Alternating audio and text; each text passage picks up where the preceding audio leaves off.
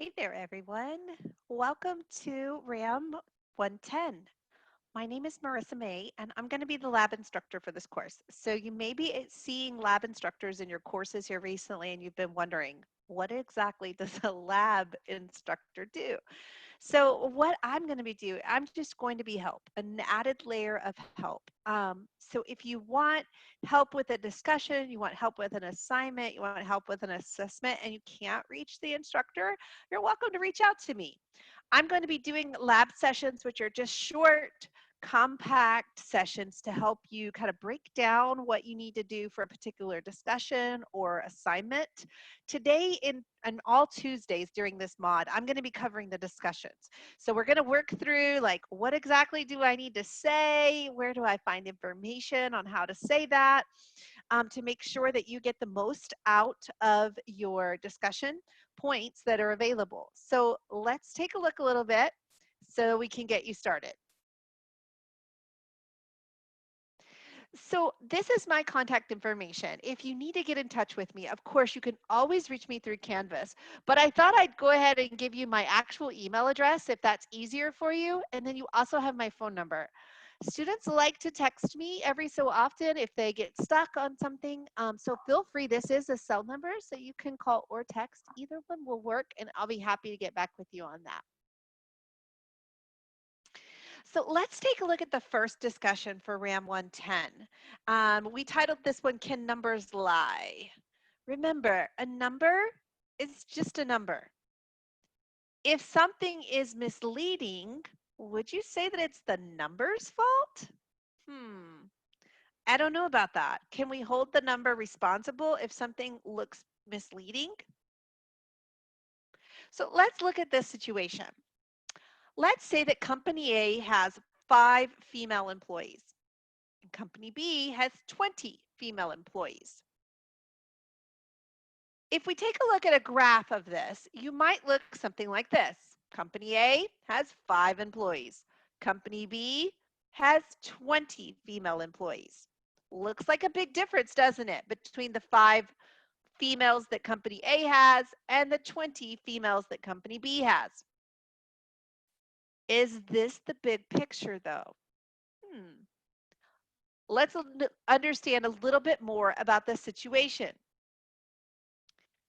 Company A still has the 5 female employees, and Company B has the 20 female employees. But what if Company A only has 20 total employees, and Company B has 200 employees? Then let's take a look at this graphically so we can see what the big picture is. We look at it by percentage, we see Company A had 5 females out of 20 total employees, while Company B had 20 females out of 200. So we needed to know a little bit more about the companies to be able to put this in perspective. Now you can see that if we look at percentages, Company A has a higher percentage of female employees, whereas Company B had a lower percentage. This is an example of how we use the same numbers. Company A still had the 5 females and Company B still had the 20 females. But when we look at how we represent the information, we can be misleading or so how else can they be misleading? Maybe through a graph. Let's take a look at price increases. Gizmo A had a price of $5 and the price increased to $7.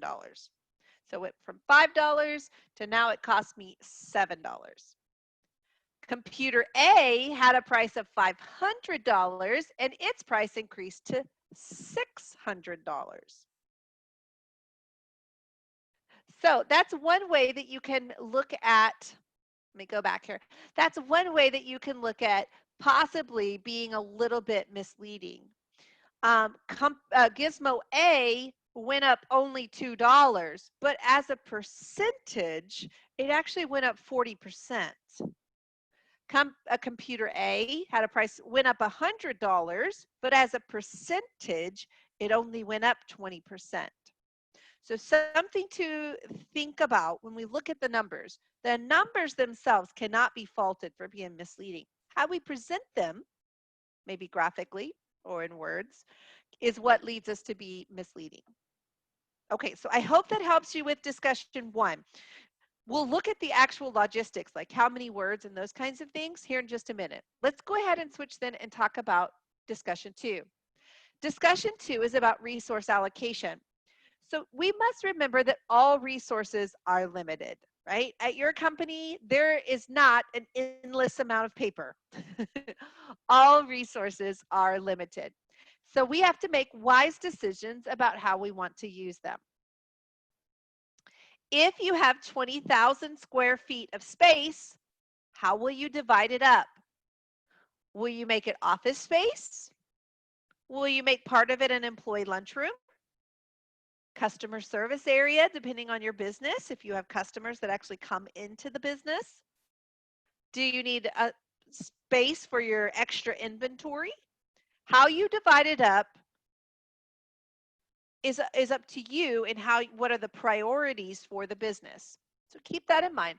We could also look at it with money. Let's suppose you have $20,000. How will you use that in your business? Will you allocate some to additional inventory? Do you need to restock a particular item? Will you update a point of sale system? Do you need to go more computerized? Does it need to integrate with your QuickBooks?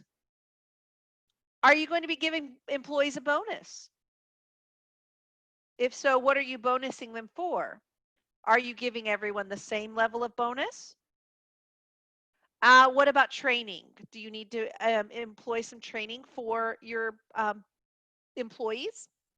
You have all of these different things to consider when you're running the business. And so you'll want to allocate your resources according to your priorities for the business. What are your goals? What is it your business is trying to do? How can you use this money effectively, or how can you use the space effectively to accomplish those goals? So in your discussion post this week, a few things to keep in mind. Use your own experience. We want to see and we want to hear about how you have encountered these particular situations. Tell us about how it works in your business, at your place of employment. Be sure and use outside sources as well. So you may want to do a little bit of research to incorporate what other professionals are saying about the topic. Be sure you use both because they are required. We're looking for both in your discussion post. So take a minute and make sure that you've included those. Okay, so here's the nitty gritty, the logistics. What exactly do I need to have? So first thing is your main post is going to have 150 words. Got to have at least 150 words with one in-text citation and reference. So make sure you're going and doing your research to find that one in-text citation. Then you're going to have 2 follow-up posts, and those are going to have at least 50 words. So make sure you've got those. So here's some ideas about how to do your replies. Make sure that they're in your own words and that they're unique, so you're not repeating yourself. Also, make sure that all of your posts, initial and replies, are substantial. So you've got some options here. You can extend the conversation. You can challenge the post. You can take the conversation into a career relevant target. So make sure that you're using each of these to actually take your discussion a little bit deeper. You, of course, have the info for the institution writing guidelines on how to do that in-text citation and reference as well. So I thought because it is our first session together that I would do a little bit of going over how it works best for students to be successful in RAM110. Of course, as with any particular course, you're going to want to read all of the readings that are given and the videos. They're there to help you understand the content, so be sure and use them. We'll have the instructors live sessions, 2 of those, and then you'll have 2 of them from me. So you've got 4 videos to help you understand, in addition to the videos that are located inside of the course. Take advantage of them. They're there for you. Be sure to post your discussions by Wednesday.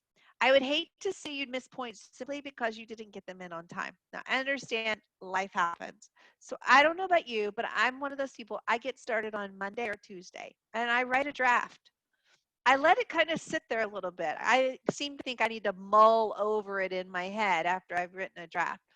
And once I've done that, then either Tuesday night or Wednesday early, I will post my initial responses to the discussions. I kind of fall into a routine so that I don't miss them. Then you're going to want to post your 2 replies by Sunday. So you've got a little wiggle room there. You've got Thursday to Sunday. Maybe you want to split it out. I don't know your schedule. Maybe your schedule works best for you to do it on Thursday night, or maybe Saturday morning is your time to get some of that done. But remember, 2 replies. And then don't forget assignments and assessments by the due dates.